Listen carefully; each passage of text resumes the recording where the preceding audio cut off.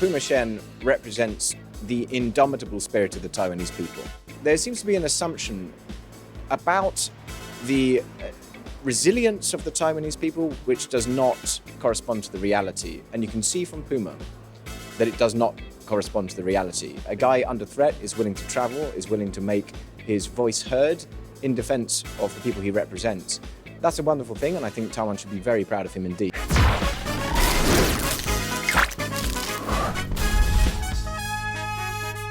I have Luke de Pulford from Interpol Alliance on China here with me in France. Luke, thank you so much for agreeing to take part in that. And you know that you're a star in Taiwan right now. You're an internet celebrity. Everyone is talking about IPAC Summit and about you.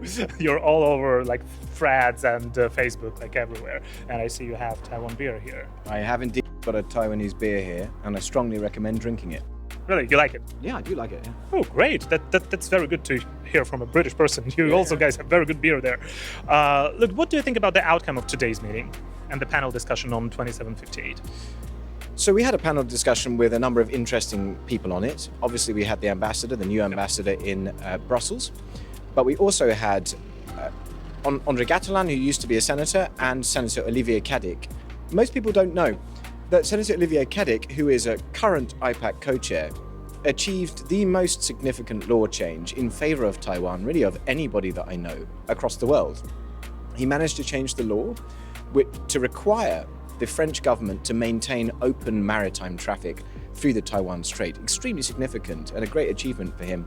So it's a privilege to speak alongside them. We were talking about UN General Assembly Resolution 2758. We were talking about some of the problems in getting various countries of the world to push back against Beijing's distortion of that document. And we were talking about how to go beyond that. What's next? How is it that we consolidate our efforts in support of Taiwan? And how is it that we bring about a greater deal of reciprocity towards Taiwan now? These are big questions. It was good to discuss them. And I think there's a lot of work to do, put it that way. Well, and thank you so much for organizing the whole Brussels summit and for Vice President Xiao to speak in front of the European Parliament for the first time in history. That's terrific.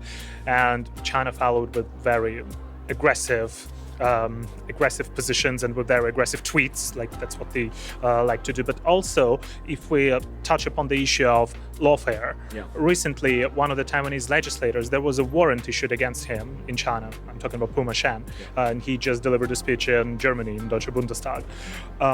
What do you think can IPAC do, and what is the IPAC's position on such lawfare efforts and with China attempts to interfere with the freedom of speech, freedom of expression, and democratic governance?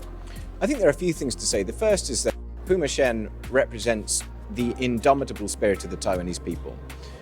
Occasionally when I go around the world and speak to lawmakers, they say things which are, I think, very insulting to the Taiwanese political culture. They say, for example, the Taiwanese will not defend themselves. They're not going to fight. They don't spend enough on defense, things like this. There seems to be an assumption about the resilience of the Taiwanese people, which does not correspond to the reality. And you can see from Puma that it does not correspond to the reality. A guy under threat is willing to travel, is willing to make his voice heard in defense of the people he represents. That's a wonderful thing, and I think Taiwan should be very proud of him indeed.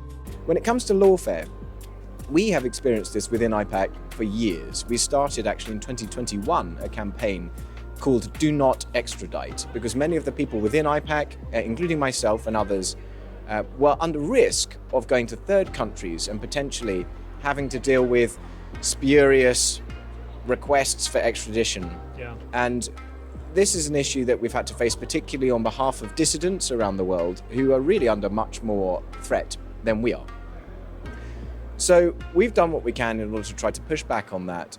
Occasionally we've raised cases where it has become really risky. There have been cases of Uyghurs, particularly in Morocco, where there have been requests to extradite them back to China, and we've had to intervene in those cases. We'll continue to do that. When it comes to lawmakers, it's quite interesting because a number of the members of IPAC from big democratic legislatures are sanctioned. Strictly speaking, that should mean that they are vulnerable themselves to extradition to China from third countries. So we've had to try to get assurances from various governments that if there's any attempt like that, if there's any abuse of Interpol Red Notices, we have to know, and we have to have contacts in those places that are going to respond urgently. But there's a lot more work to be done on it. Interpol, I don't think, is really fit for purpose right now. Very much open to abuse. And a lot needs to be done to tighten up the rules around red notices. But I think more broadly, governments have to be pushed into a position where they accept that politically motivated extraditions will never be possible from China, that there's just a blanket rule against accepting them.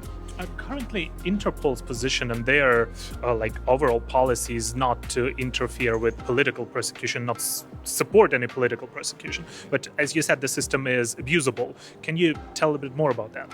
Well, Beijing has a long history of using what seem like superficial, legitimate criminal complaints in order to pursue political dissidents. They do this all the time, unfortunately. So there's no real protection.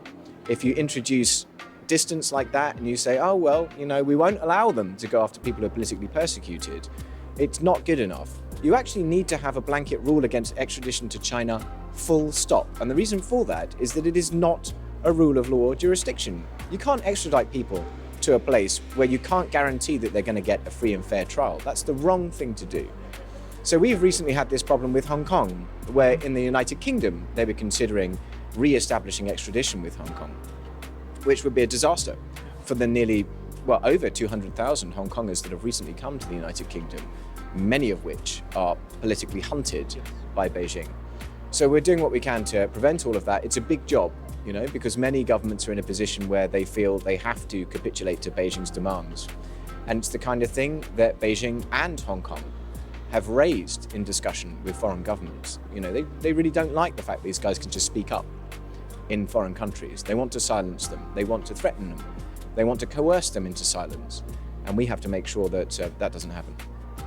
More and more people in Taiwan are talking about IPAC and how your organization is friendly towards Taiwan, is supportive of rules of rule of law, of democracy, of freedom of speech, freedom of election, political process, everything, and the right for Taiwan to defend itself. How can Taiwanese people and people all around the world, how can they support IPAC, and what can they do for IPAC to make your voices heard even louder? Well, thanks for the question. You probably will have seen that there was a lot of disinformation in Taiwan after the visit of the Vice President to Brussels. There was one thing that came out where they said that we had received apparently 80 billion euros, which is a tremendous sum of money. I've heard another one, that IPAC was established by Taiwanese in Taiwan, and it's a Taiwanese association.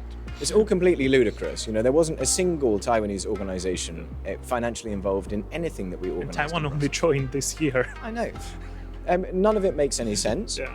However, it's quite funny because the truth is that IPAC's operating budget is extraordinarily small compared to our impact. We still have a staff size that is the same as it was when we had 20 countries in IPAC. We now have 44 legislatures. And really the secret source of IPAC is being able to organize cross-party political activity, to create space for unity beyond party and beyond geography. And we need help to do that. So I would say, kind of amusingly really, we do not have the financial resources that people think that we do. We need to expand our operations to confront what Beijing is doing. It is not a fair fight. They've got more money than us.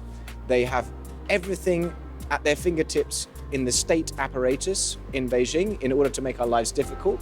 They are pressuring our members around the world. We are pushing back as hard as we can, but if people want to help us financially in order to expand our operations, we would be very grateful, and we really do need that. And the information can be found on ipac.global. Absolutely, people can make donations of any size there. Give us the amount of bubble tea, and we'll turn that into meaningful political action. Thank you. Thank you. Brilliant. Lovely to talk to you. And bubble tea is really great. Thank you.